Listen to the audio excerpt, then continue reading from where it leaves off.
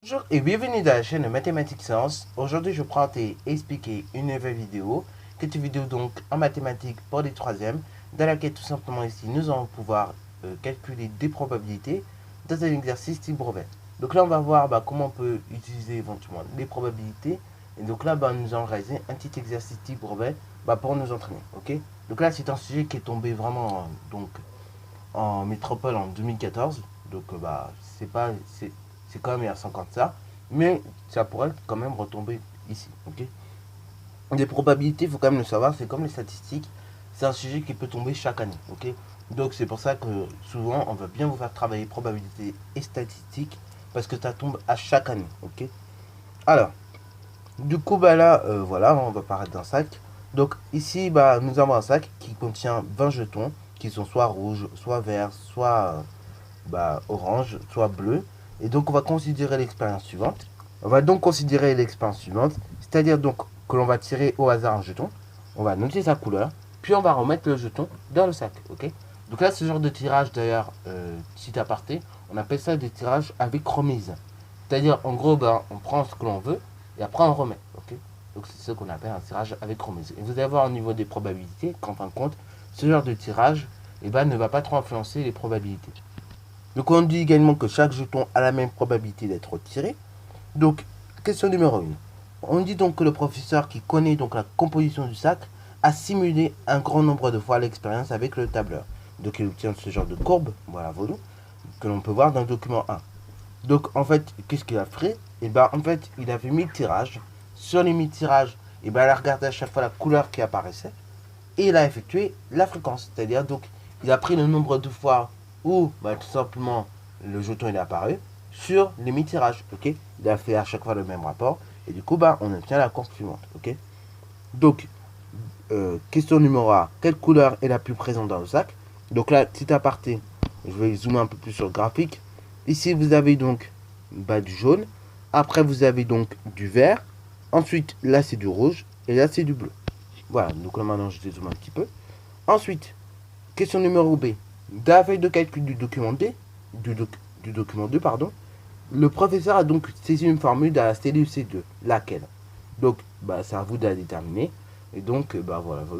Après cette formule, évidemment, il l'a tirée vers le bas. Question numéro 2.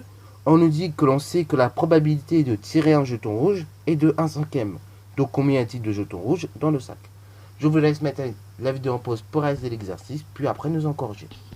Donc question numéro 1, donc une A, on nous demande tout simplement la couleur la plus présente dans le sac.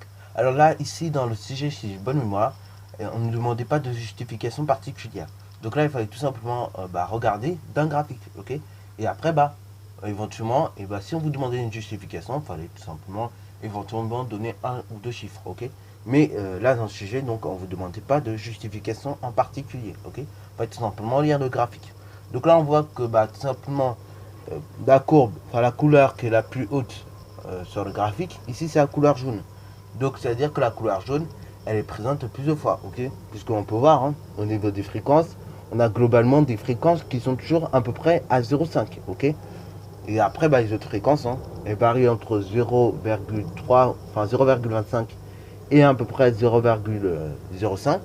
Donc voilà, on peut considérer qu'ici la couleur la plus présente c'est le jaune. Alors question numéro B, donc nous avons la feuille de calcul du document 2 et donc le professeur a saisi une formule dans la cellule C2 avant de la recopier en bas.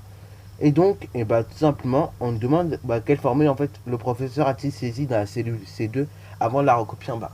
Alors là donc vous avez plusieurs solutions. Vous regardez en fait à chaque fois ce qui se passe. Donc on va partir par exemple de la cellule B7 et A7. Donc dans la cellule B7 et à la cellule A7, on voit 1 et on voit 6. Ok. Et après dans la cellule C7, on voit 0,1, 6, 6, 6, ainsi de suite et 7. Donc du coup, on peut se dire que on a dû faire 1 divisé par 6. Donc 1 divisé par 6, ça nous donne le 0,1, 6, ainsi de suite, ainsi de suite. Après, on peut descendre, on peut aller jusqu'à la cellule, par exemple, B11 et A11. On fait 1 divisé par 10, on obtient 0,1. Le 0,1, on voit qu'il est on le voit dans la cellule C11, ok? Donc, le professeur, en fin de compte, il a saisi toujours la même formule, on s'en rend compte. En fait, ce qu'il a fait, il a divisé le nombre qui était dans la cellule B par le nombre qui était dans la cellule A. Donc là, bah du coup, il est parti de la cellule C2.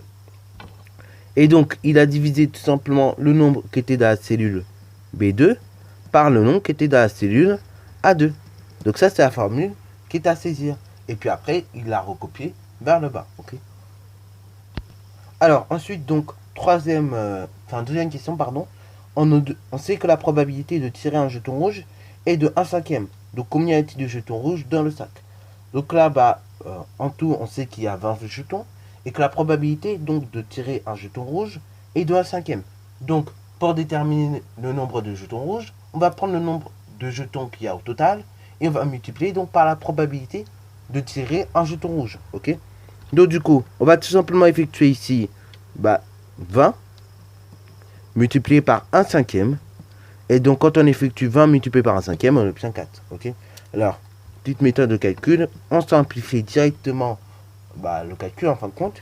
Et donc, on peut simplifier le 20 avec le 5, puisque en fait, 20 c'est comme 20 sur 1. Donc, c'est comme si vous avez deux fractions. Et je vous ai dit, quand on multiplie deux fractions, et on peut simplifier dès le départ. Ok. Donc 25, on peut simplifier en divisant par 5. Donc du coup, 5 divisé par 5, 1. Et 20 divisé par 5, 4.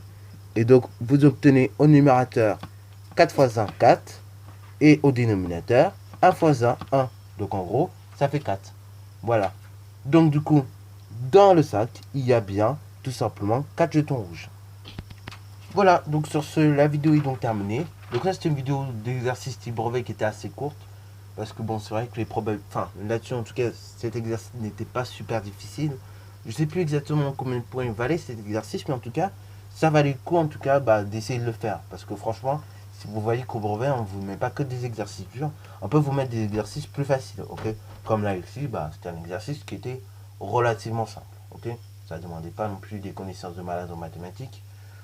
Si ce n'est que oui, il faut savoir faire des calculs au bout d'un moment, les comprendre, mais ça ne demandait pas des trucs de malade. Voilà, donc vous voyez qu'au brevet, vous pouvez quand même gagner des points gratuitement, en tout cas en mathématiques. Bon, sur ce, la vidéo est donc terminée. Si ça t'a plu, n'hésite surtout pas à la liker, commenter et bonne reste à toi en mathématiques et en sciences.